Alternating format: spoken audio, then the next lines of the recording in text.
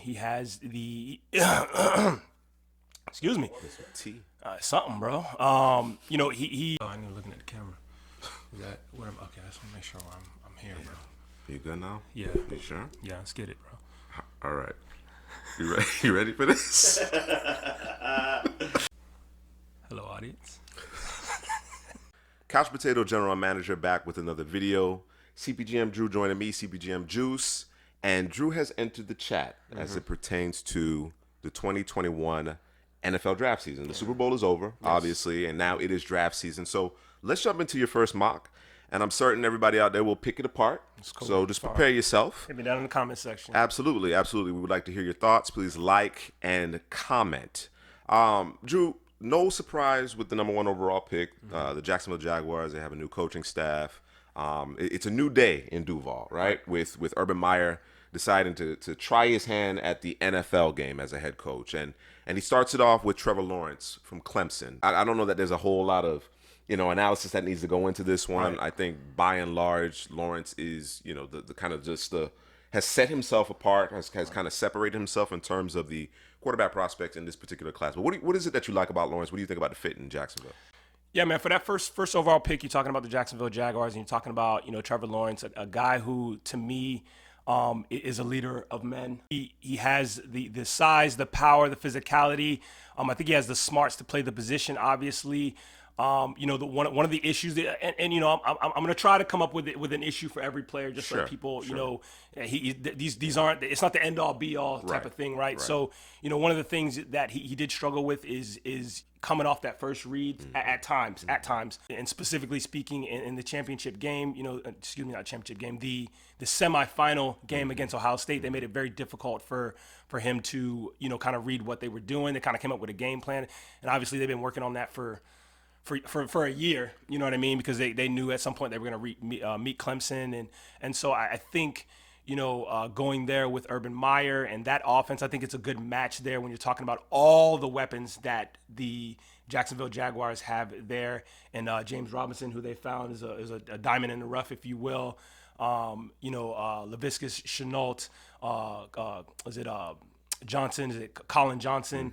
And I'm missing the star, DJ Shark. So I thought that the Jaguars are just kind of missing that one last piece, and we're talking specifically offensively, missing that one piece, the main piece, in a quarterback who can get the ball out and get it to the playmakers on the field. You talked about the measurables as it pertains to Lawrence. We've seen the success that he's had. You talk about his progression in terms of the quarterback when he drops back and cycling through those reads.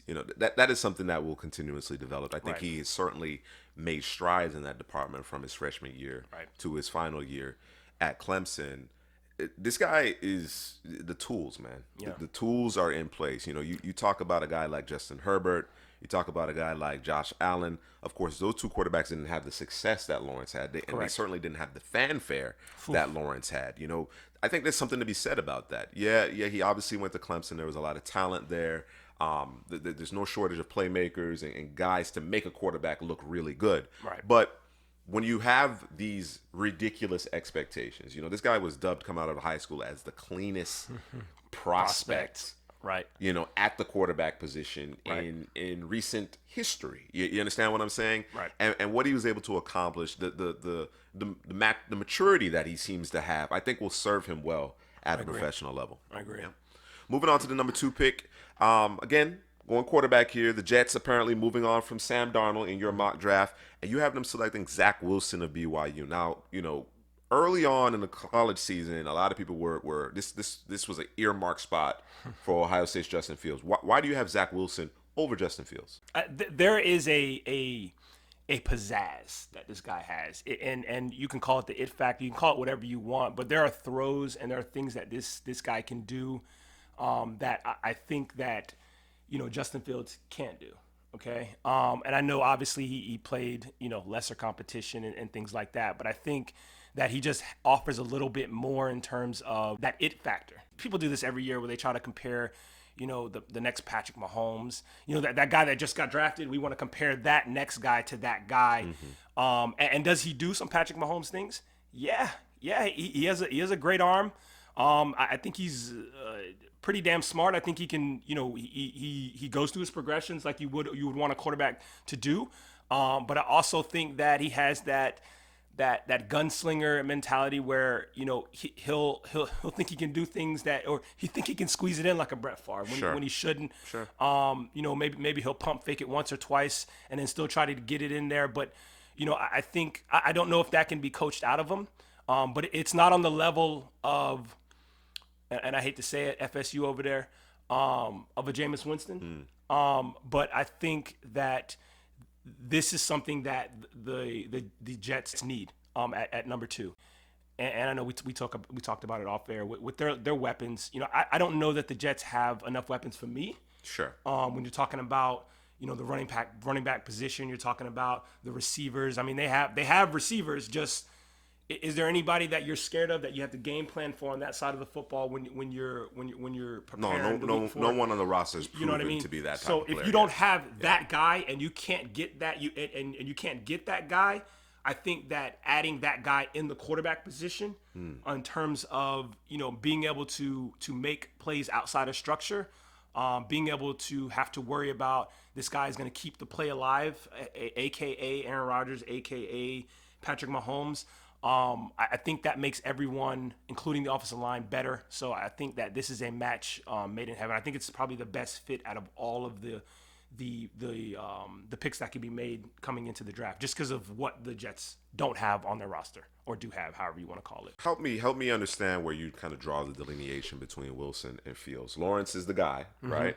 Then you get into the Wilson Fields conversation. Why specifically? You obviously mentioned that to some degree with respect to your reasoning for this particular selection, but where do you draw that line?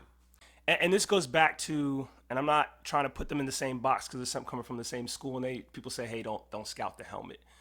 But that offense that's ran at Ohio State is quarterback friendly. And can you name me a quarterback that's come out of that offense and has been successful? You see what I'm saying? So I don't know that Justin Fields on a Jets roster is going to make them better. He may, but I don't know that he changes anything by year 4, by year 3, by year 4. I think that throwing in a Zach Wilson, I think you're talking about instantaneously. He's worth maybe 2 more wins a year, specifically. So that's kind of where I sit with those two. There's just I guess I'm just gonna call it. There's an it factor with this kid. Okay. You know what I mean? That I don't see with Justin Fields. All right. I mean, this is your mock draft, man. You know what I'm saying? I'm just trying to get an understanding, make sure our viewers understand where you're kind of drawing that particular distinction. All right. Moving on to the 3rd overall pick, the Miami Dolphins. They have the Houston Texans pick. The Houston Texans. Devonta Smith, receiver from Alabama. So I think when you initially started doing this mock, you probably had another receiver in this spot. I would imagine. I went back and forth. And I know you kept on working through, cycling through the tape, continuing your evaluation as we got closer and closer to actually recording this video. Ultimately, you land on Smith being receiver 1. Right. That is receiver 1 for you. What do you think about his fit in Miami? What do you think about him teaming back up with Tua? I think that whoever the quarterback is, Tua, Ryan Fitzpatrick, whoever it is, I think that this kid is everything that you want in a receiver. There is nothing that he can't do. I know that, a lot of people are like, hey, well, he only weighs 145 pounds wet. That's cool. He's still going to do everything that you want a receiver to do. There is no injury history attached to him like a Deshaun Jackson is. I've seen some people kind of say that's who he reminds them of. I don't see that. It's easy to just say, hey, he can run fast. But this is a kid, and I'm not going to call him a kid. This is a man who will go up and get the football. This is a guy who can run routes and is excellent at it. And sometimes you think about the Alabama receivers and you're like, man, I don't the way they run the scheme, it is receiver friendly. Oh yeah. But I go back to Julio Jones. I go back to Calvin Ridley. I go back to Henry Ruggs. I go back to I'm missing a receiver. Thank you, Jerry Jeudy. Amari Cooper. I mean, and these are all excellent players. I don't think Judy and Ruggs had the season that you think they would have had. But you can see it though. You can see it this season with those guys. But Smith is a game changer. Okay, this is a guy who you can line up anywhere, outside, slot, the move player, whatever it is that you want to do with him. You can even, if you want to move him in motion, hand the ball off to him, although that might be reserved for the other Alabama receiver. This is a guy who's you're going to have to game plan for. And I think that every offense, maybe outside of, a Shanahan offense, kind of pick your poison with that because it's a scheme-based thing, that there has to be a receiver that teams have to game plan for. And I think that, adding him to this Miami Dolphin team, which, part of the reason why they didn't make the playoffs and they lost that last game is because, I mean, who was he throwing? Who were they throwing the ball to? Nobody was making plays. There were a lot of injuries. You know what I mean? Yeah. It's just they just needed more juice in that position. Sure. You know what I mean? So I think adding this kid is it's gonna be lights, camera, action, man. Yeah, he's the type of player that you can deploy all over the formation. You know what I'm saying? Short, intermediate, deep. He makes all those plays. He makes a difference at every level of the field. Right. And, I think one of the things that gets lost on people with respect to Smith is the fact that during that year, 2019, when Judy was still there, Ruggs was still there, of course, Jalen Waddle was healthy. Right. Smith led them in all the receiving categories except for receptions. Right. You know what I'm saying? All receiving categories except for receptions. Yardage, touchdowns, that was Devontae Smith. People, obviously, the Heisman campaign, the Biletnikoff, this year, get lost in the fact that you had a couple of first-round receivers that went in last year's draft. You understand what I'm saying? All from the same school. I don't think people appreciated what he did enough in 2019. When Waddle went down and he just took not to say that he wasn't playing well, he was obviously playing well. But when Waddle went down and he took over and just basically indicated that I got it, you know what I mean? Yeah. It's me now. You know what I mean? I'm not sharing the spotlight, sharing the pill with nobody else. I am that guy now. Right. You saw an amazing campaign. The efficiency. Now Mac Jones gets some credit, and of course Steve Sarkisian gets some credit. But the efficiency, when everybody knows Devontae Smith's getting the ball. Everybody in the stadium knows that number 6 is being targeted and he's going to get the ball and he's still beating you time and time again. That's the crazy part. Damn the BMI, damn the size, whatever the case may be. I think this is a slam dunk pick at number 3 with Smith going to the Dolphins. Moving on to the Falcons, Headley's Falcons. All right. Yeah. They have some question marks. Of course, going into this offseason, I don't think it's going to happen because of where the money is kind of set up and guaranteed dollars and this, that, and the other with respect to Matt Ryan and Julio Jones. They need to inject some youth. They need to inject some immediate starter talent. Of course, when you're picking 4th overall, that's exactly what you anticipate, right? Right. Unless you're drafting a quarterback to sit behind someone for a little while, whatever the case may be. You need somebody to come in and make a difference immediately. Why is it that you believe J.C. Horn, the corner from South Carolina, is that guy? Listen, this man is a beast. He's a dog. He's a dog. He has the size. He has, and I think the number one quality for a corner at this point, when you doing this for a couple of years, has been doing. I think the number one, let me say this: there is a quality that you want, a number one quality that you want every position, right? And I think corner, it's got to be swag. I think it's got to be swag, confidence, because if you don't have that, I mean, you a lame duck. He's got so much of that. He's handsy at the point of attack. He can run. As far as I'm concerned, I mean, he was out there dummying Seth Williams, receiver from Auburn, who's a bigger receiver. I think that this is what the Falcons wanted in Isaiah Oliver, our Headley's favorite corner for the Falcons. And they're just not getting it there. You know what I mean? So, and I think when you talk about drafting an A.J. Terrell of last year and pairing him with a J.C. Horn, you kind of got the lockdown there. I know, probably should go pass rusher here, but I thought, maybe they get that in free agency or maybe they just get that later in the draft. But I thought that, passing up a J.C. Horn, I think that you can't do that here. I think you got to lock down your corners, with the division that they're in. With the Super Bowl champs there, so you gotta be able to match what your division is. You know, Sure. you play, you match, you build your team based on how your division plays, or in the case if your division is terrible, then you match it to the best team in the conference. So I think when you have a formidable pair of corners, it helps your pass rush. You know what I mean? Obviously, the pass rush is where it starts defensively, typically the line of scrimmage. But certainly having, corners that can run with good size in this passing league goes a long way. Guys that can make plays on the football. Right. And like you said, J.C. Horn has an abundance of confidence. Right. With the 5th overall pick, the Cincinnati Bengals, they got to protect Joe Burrow. I don't think there's any question about that. But you decide to go on a different route. You go with Kwity Paye from Michigan. What's your thought process here? So I know people are screaming, we got to protect, because that's all I see. Follow a couple of Bengals folks, and a lot of people are saying, I go in the comment section of those guys, and it's they want Sewell. Or they want an offensive tackle, period. And I get it. I actually started there, and I was working through the thing. I said, nah, they're going to make a change here. Looking back at that Bengals defense, I think, well, first of all, the reason I didn't go offensive tackle simply was just because there's a lot in this draft. So, there's abundance of that. I don't know that there's a whole lot of abundance of pass rushers. And I thought going with there's some position scarcity there. Right. So I figured let's go for a pass rusher, because the back end of the Bengals, outside of maybe their safety, William Jackson. Bates. I'm not. Well, what's going on with William Jackson? Is inconsistent, man. He was a star, and then it just kind of. He's got talent. He's just inconsistent. So I think one of the biggest issues is pass rush. They don't have pass rush. You know what I mean? And so adding a Kwity Paye who has outstanding burst off the line, quick hands.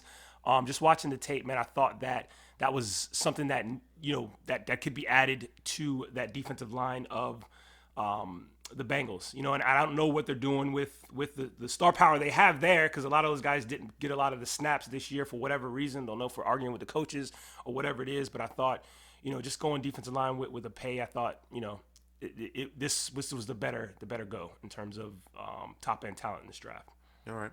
Okay. Moving on, Drew, obviously he blows that pick, and the Philadelphia Eagles, they get Penei Sewell to shore up their offensive line. Now, of course, you have Andre Dillard and Lane Johnson are expected to be your tackles.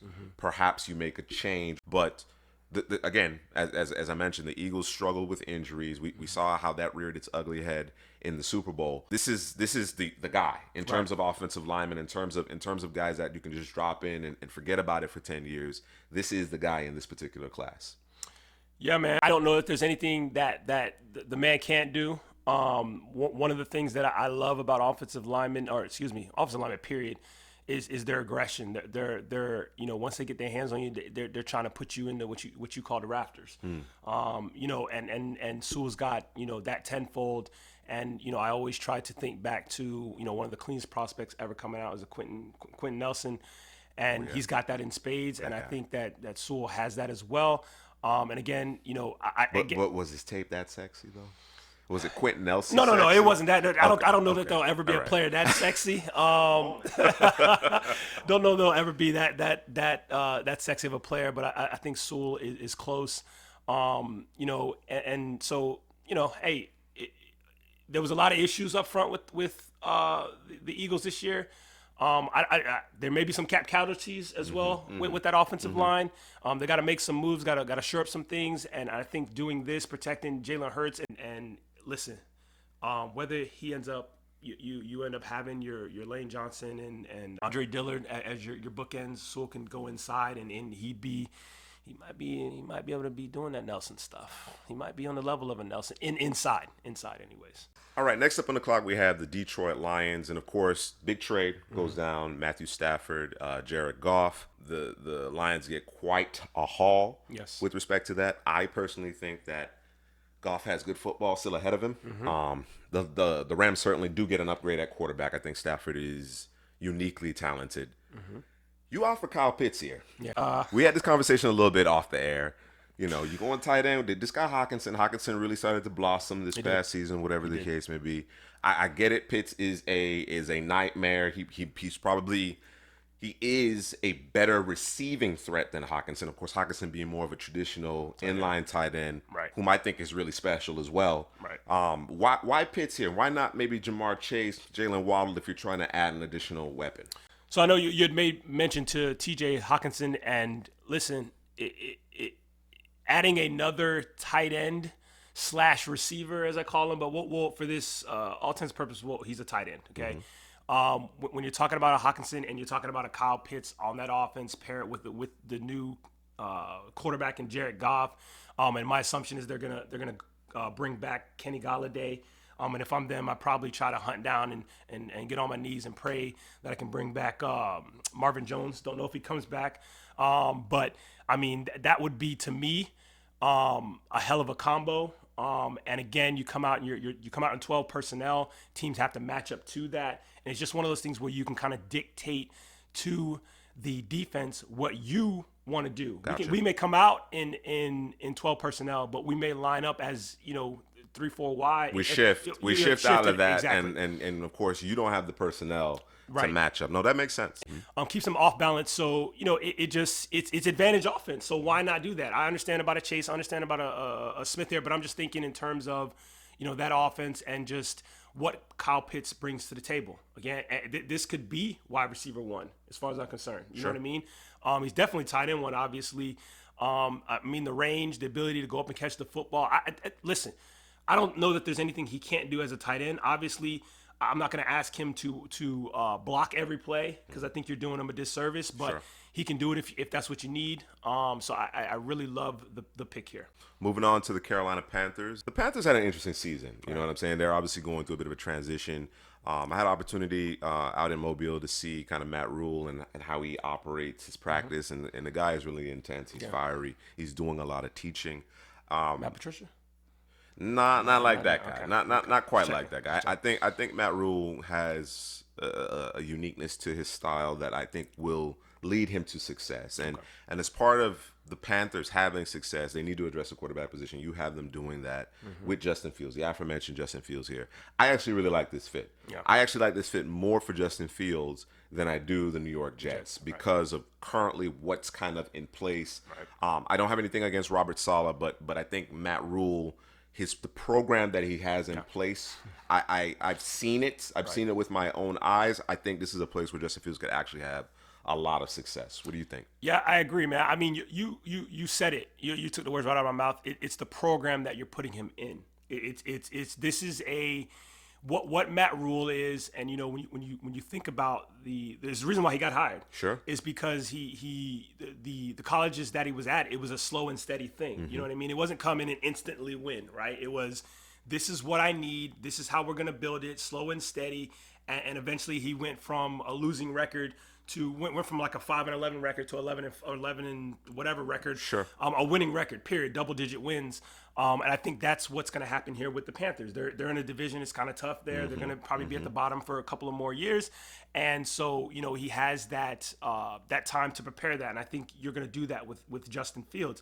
To me, with Justin Fields, if you can protect him and give him the weapons that he needs, he can perform. To me, he's not a guy that can win outside of structure consistently. He's a guy that he needs those weapons, and I think that the system that they have in place. And listen, I like Teddy Bridgewater, but there's something missing. I don't know what it is, but there's something missing. And I think that Justin Fields may be that guy that can bring that to the table to get the Panthers back rolling again. What you're suggesting is missing, because I was a huge, and still remain, a Teddy Bridgewater fan. Right. I was a huge Teddy Bridgewater fan because of what was going through his ears. Right. Not necessarily the physical tools. And that is what Teddy Bridgewater is missing. Right. I think that is why he may be capped to a certain degree in terms of what he can do. I think he's a good quality quarterback, NFL quarterback, but in order for this team to really have the level of success ultimately that you're trying to aspire to, right? The way the game is now being played, you need a guy, because Teddy actually offers some pretty good athleticism as well. I think you just got to have a guy who can make more of those, special throws. Right. You just, unless you have a juggernaut around a guy, right? You're gonna need a guy who can make a few more of those special throws, and I think Fields certainly has that ability, particularly with the deep ball. I agree. There are opportunities in that offense. Fields throws a wonderful deep ball. And does. if you can complete that with a little bit more efficiency, a little bit more regularity, you certainly, you can back the safeties up. It makes everything a little bit easier. You understand what I'm saying? So I really like the selection here of Fields at number 8.